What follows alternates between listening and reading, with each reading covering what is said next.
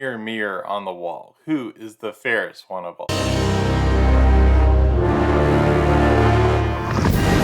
What's going on, fellow Luminaries? Welcome back in. I'm Lorcana Thanos, the Mad Titan of the Illuminaries. So just a little while back, I made a video for the Mistress of All Evil, a deck based around Maleficent, and you can check it out by clicking the card right up here.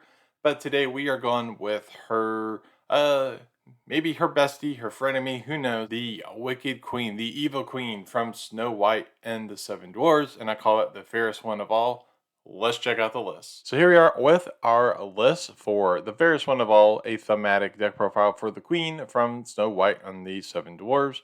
51 inkables and 9 non-inkables, very good. Means it is a 60 card deck. Comes in at $192.35, and that's just because we have some staples in here. Now, what's interesting, and it was a lot of fun building, it is Amber Sapphire, and this is a ink combo that I don't ever normally play, so it was a lot of fun to try to keep this as thematically relevant as possible while utilizing some staples of both inks. Now, I could use other staple cards, but because I'm trying to keep it with as many queens as possible as with the Maleficent deck that we ran, I want to be sure to have as many queens as possible.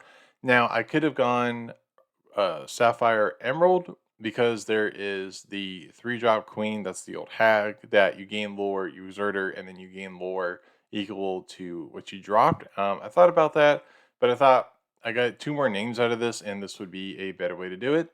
So here's the list. All right, so starting out, we have 38 characters. We're going to start off with 4 Daisy, and then 4 copies of the Queen Regal Monarch. Going into our 2s, 3 copies of the Queen Cruelest of All. So she's from Shimmering Skies. She is a 2-cost inkable. That's a 0/4, has ward and 1 lore pip. A Tipo for ramping. And then we go to the Queen Diviner. So inkable 3, that's a 3/3 with a lore pip. And then she has an ability called Consult the Spellbook. So when you exert her, you look at the top 4 cards of your deck, you may reveal an item, put it to your hand, and if that item has a cost of 3 or less, you can play it for free instead, but it enters play exerted, and then you put the rest on the bottom of your deck in any order. Well, since we're Sapphire, we're going to play items, and it's also a queen name. So I thought it was worth trying out. And then we have 4 Hiram, obviously. Hiram doing Hiram things. Next, we got another new queen, and she is the Queen Crown of the Council. So this and another card is what made me want to play the deck. So it is a non-inkable 4-cost that is a 3/2 with 2 lore pips that has ward. And she says when you play her, you look at the top 3 cards of your deck, you may reveal any number of characters, name the queen, put them into your hand, and you put the rest on the bottom of your deck. Well, since we run mostly queens, in theory, we're going to mostly hit queens when we play her. Next, 3 copies of the Queen Mirror Seeker. So she is a inkable 4-cost. That's a 2/5 with the lore pit. And she says that whenever she quests, you look at the top 3 and you put them back in any order. So she is a way to facilitate using Crown of the Council or Diviner. So I thought that was pretty interesting. 3 copies of the Queen Commanding Presence. I thought about going 4, but I had to make some cuts here and there. So we are running 3 copies of the Queen.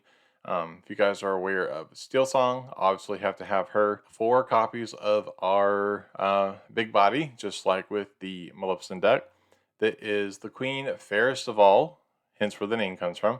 5-cost sinkable, 2/6 with the lore pit. She's just for 3, has ward. It says that for each of your other characters, name the queen you have in play, she gains a lore pit. Well, what do we mostly run? We run a lot of queens. So, in theory, she should get up to 3+ lore pips, and that is pretty good. And then we have 3 copies of Tamatoa to do item shenanigans. So, we have 10 songs, 4 copies of Be Our Guests to dig for characters, for the Bare Necessities to get pesky cards out of our opponent's hand that aren't characters, and then 2 Let It Go for removal. And then you see we got 12 items.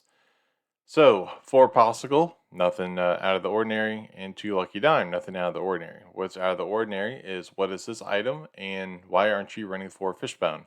I wanted to keep this at 60. I initially had 4 Fishbone, but because that we aren't ideally focused on ramping and item slinging, I just run it at 3. But 3 Fishbone, and then if you're not familiar with the Amber Cromnicron, what it does is it's a 2-cost sinkable item that you exert it, and you remove up to 1 damage from each of your characters.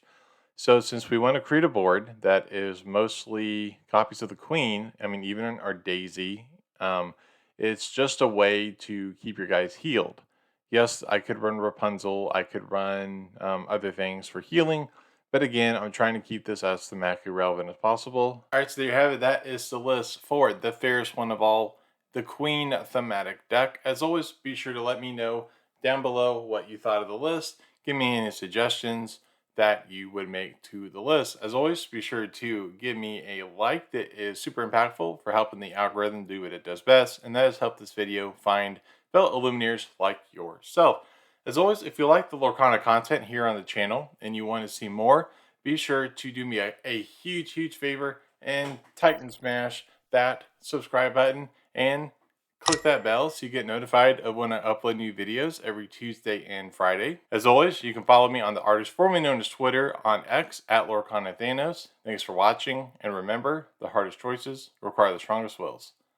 Bye.